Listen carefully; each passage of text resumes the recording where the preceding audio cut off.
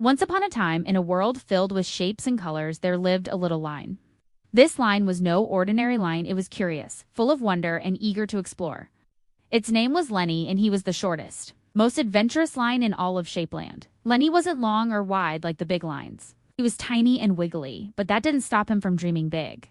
You see, in Shapeland, lines could be anything. It could stretch high into the sky, twist around trees, or even draw wonderful paths across the land. But Lenny was still learning how to find his place in this vast, colorful world.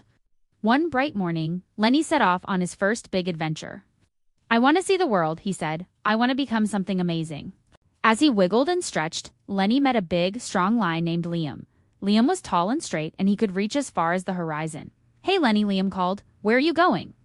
"Why not come with me and be part of a giant building? We'll stand tall and everyone will admire us." Lenny thought for a moment, but he shook his tiny self. "Thank you, Liam, but I want to find my own path. I want to see what else I can be." So Lenny continued on his journey. Soon, he came across a beautiful garden. There, he met a wavy lion named Wendy. Wendy was twisty and curvy, moving around the flowers like a graceful dancer. "Hello, Lenny.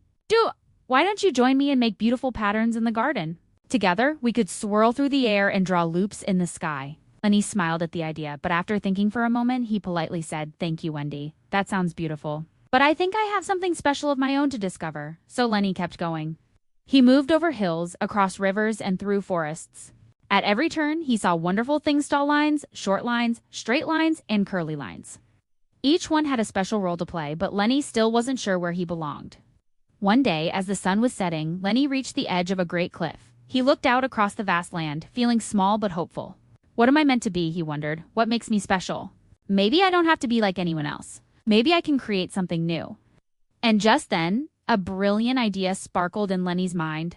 Instead of trying to be straight, or curved, tall, or short, Lenny decided to connect all the wonderful lines he had met on his journey. He would draw something magical, something that no one had ever seen before. Beautiful pattern of lines coming together, joining in perfect harmony. Lenny began to zigzag, twist, and turn. He joined with other lines, creating a masterpiece, a web of connections. A dance of lines, each one unique, but all together making something extraordinary. And at that moment, Lenny realized something important. No matter how big, small, straight, or wavy a line might be, each one was special in its own way.